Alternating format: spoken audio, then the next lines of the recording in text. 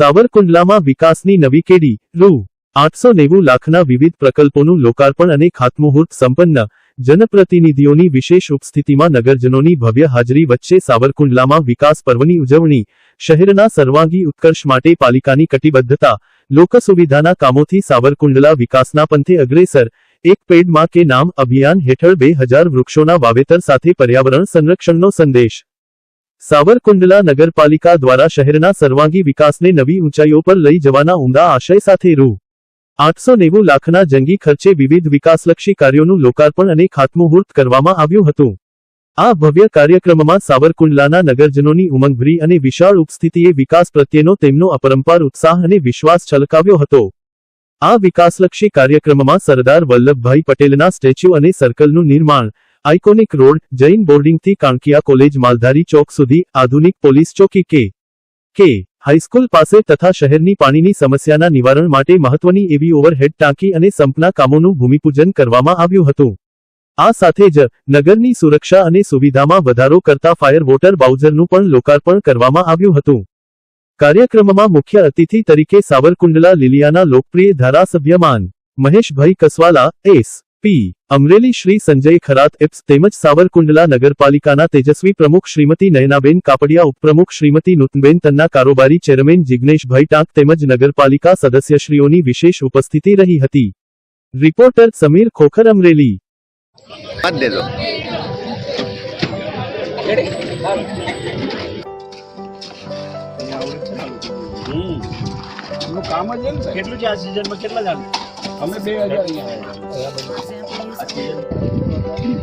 नहीं पीपल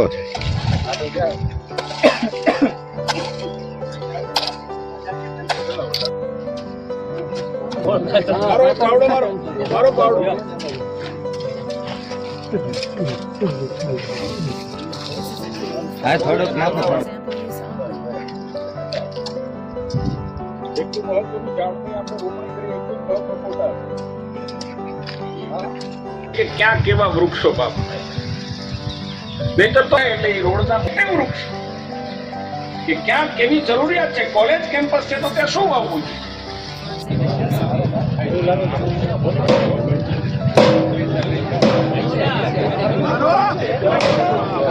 ભારત માતા કી hello hello hello ready okay okay okay okay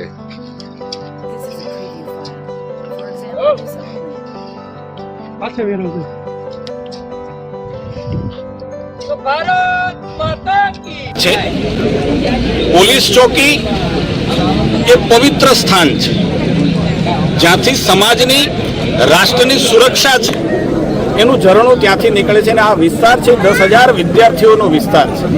સવારથી સાંજ સુધીમાં 10,000 બાળકો આ વિસ્તારની અંદર અવરજવર કરે છે। શહેરનો ખૂબ સારો વિસ્તાર કહી શકાય એવા પ્રકારનો આ વિસ્તાર છે અને એની સુરક્ષા એ બહુ જ જરૂરી પણ છે।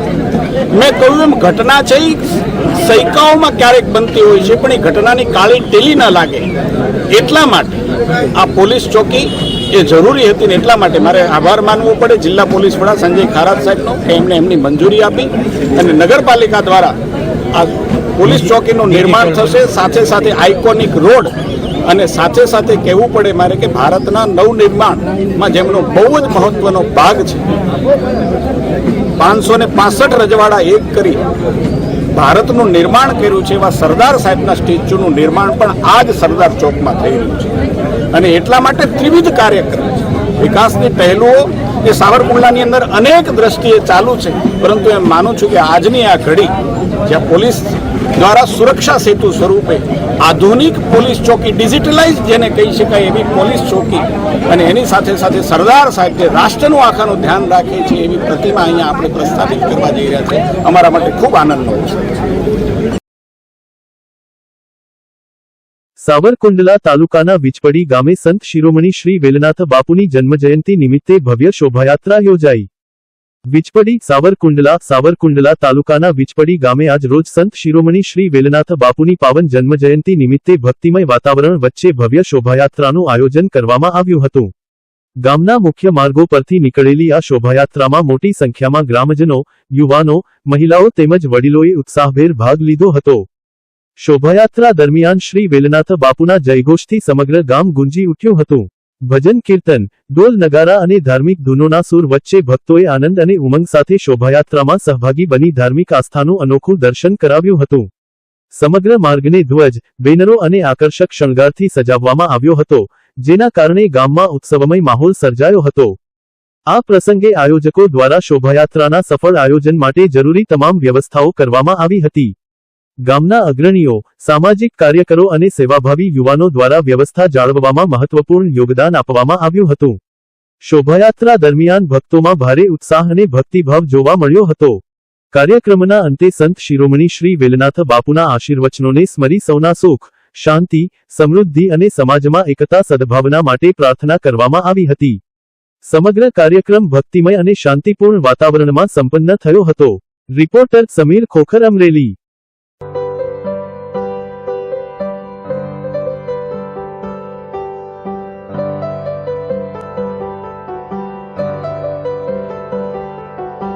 This is a preview file.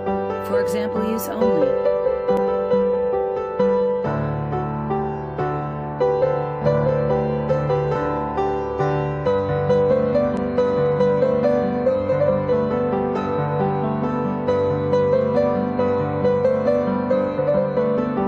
This is a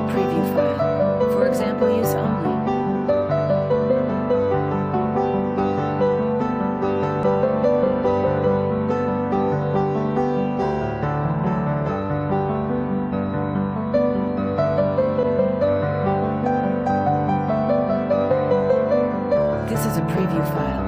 For example use only.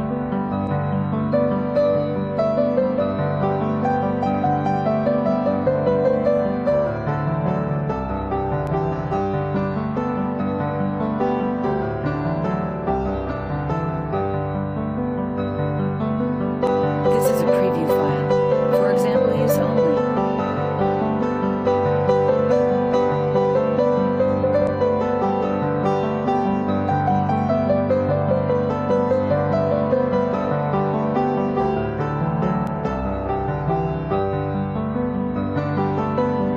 This is a preview file. For example use only.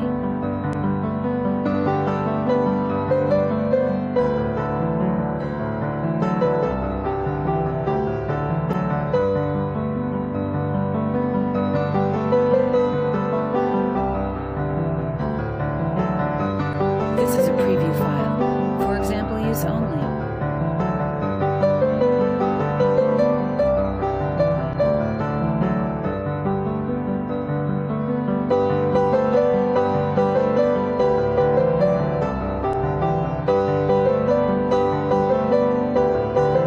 This is a preview file. For example use only. This is a preview file. For example use only.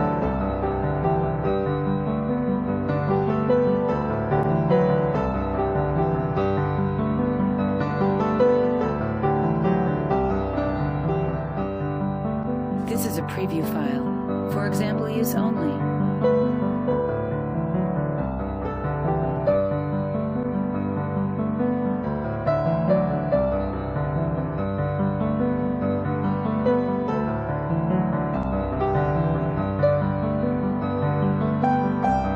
This is a preview file.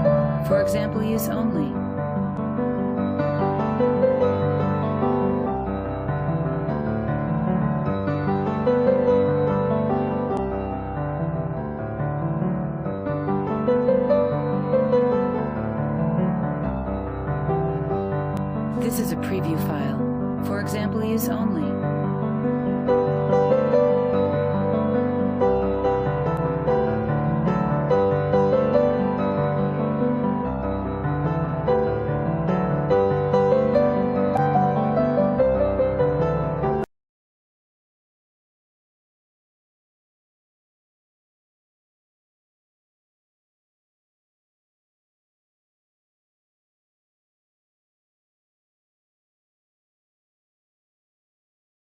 ધારી તાલુકાના નબાપરા ગામની સીમ વિસ્તારમાં છેલ્લા કેટલાક દિવસોથી લોકોમાં ભયનું કારણ બનેલો ખૂંખાર દીપડો આખરે વન વિભાગના પાંજરામાં પુરાયો. વહેલી સવારે વન વિભાગની ટીમે સફળ રેસ્ક્યુ ઓપરેશન હાથ ધરી દીપડાને પાંજરે પૂરતા સ્થાનિકોએ રાહતનો શ્વાસ લીધો. મળતી માહિતી મુજબ આ દીપડો માણસો પાછળ દોડતો હોવાના બનાવો સામે આવતા ગ્રામજનોમાં ભારે ભયનો માહોલ સર્જાયો હતો। ઘટનાની ગંભીરતાને ધ્યાનમાં રાખી વન વિભાગે સતત દેખરેખ રાખી પાંજરું ગોઠવ્યું હતું, જેમાં વહેલી સવારે દીપડો સપડાયો હતો। રિપોર્ટર સમીર ખોખર, અમરેલી। मैं थामे पति रह तो न देखाय मने तो साइड में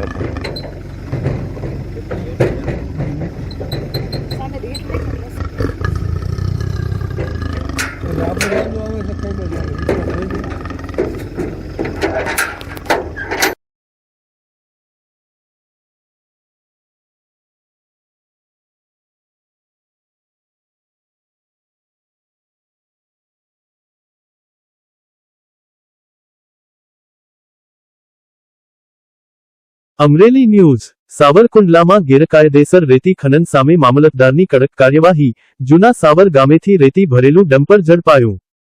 સાવરકુંડલા, અમરેલી જિલ્લાના સાવરકુંડલા તાલુકામાં ગેરકાયદેસર ખનન અને ખનીજ ચોરી સામે વહીવટી તંત્ર સતત સક્રિય બન્યું છે। તે જ અનુસંધાને સાવરકુંડલા મામલતદાર કચેરી દ્વારા હાથ ધરાયેલી ખાસ કાર્યવાહીમાં જૂના સાવર ગામ વિસ્તારમાંથી ગેરકાયદેસર રીતે રેતીનું પરિવહન કરી રહેલું એક ડમ્પર ઝડપી પાડવામાં આવ્યું હતું। મળતી માહિતી અનુસાર ડમ્પરમાં જરૂરી પરવાનગી વગર નદીની રેતીનું પરિવહન કરવામાં આવી રહ્યું હોવાની બાતમીના આધારે મામલતદારની ટીમે તાત્કાલિક સ્થળ પર પહોંચી કાર્યવાહી હાથ ધરી હતી। તપાસ દરમિયાન ડમ્પરમાં રેતી ભરેલી હોવાનું સામે આવતા વાહનને કબજે લેવામાં આવ્યું હતું અને સંબંધિત નિયમો મુજબ આગળની કાયદેસરની કાર્યવાહી શરૂ કરવામાં આવી છે। સમીર ખોખર, અમરેલી। આજે સાવરકુંડલા તાલુકામાં જૂના સાવર વિસ્તારની આસપાસ અમારા ફેરની સમય દરમિયાન એક આ રેતી ભરેલું બિન અધિકૃત ડમ્પર જે હતું, જેની પાસે રોયલ્ટી પાસ નહોતો, એ ડમ્પરની જપ્તી કરવામાં આવી છે। અંદાજિત 20 ટન જેટલું માલ ભરેલું ડમ્પર જપ્ત કરીને સાવરકુંડલા મામલતદાર કચેરી ખાતે લાવવામાં આવેલું છે। હાલના જે સમાચારો છે કે જે રેતી માફિયાઓ અમુક કરે છે, તો અમારી સતત એના તરફ પ્રયાસો છે કે એમને જપ્તી લઈએ અને સરકારને જે રોયલ્ટી નુકસાન થાય તે નુકસાન ન થાય। આ ઉપરાંત ગત માસે સરકારશ્રીના પરિપત્ર મુજબ અમે તાલુકા લેવલ ઉપર ટાસ્ક ફોર્સની પણ રચના કરવામાં આવેલી છે। પોલીસ વિભાગ, ઇરિગેશન વિભાગ, માર્ગ અને મકાન વિભાગ વગેરે વિભાગોના સંકલન કરીને ટાસ્ક ફોર્સની રચના કરીને વિવિધ વિભાગોને પોતાની કામગીરી સમજાવી અને બિન અધિકૃત રેતી અને અન્ય ખનિજનું વહન સાવરકુંડલામાં થતું બંધ થાય તે માટે તમામ પ્રયાસો અમે આગામી સમયમાં પણ હાથ ધરશું। આ વાહનની જપ્તી કર્યા બાદ વાહનનો કબજો પોલીસ સ્ટેશનને સોંપવામાં આવશે અને વાહનના આગળની કાર્યવાહી અને નિયમો અનુસાર દંડાત્મક કાર્યવાહી માટે ખાણ ખનીજને અમે રિપોર્ટ કરશું।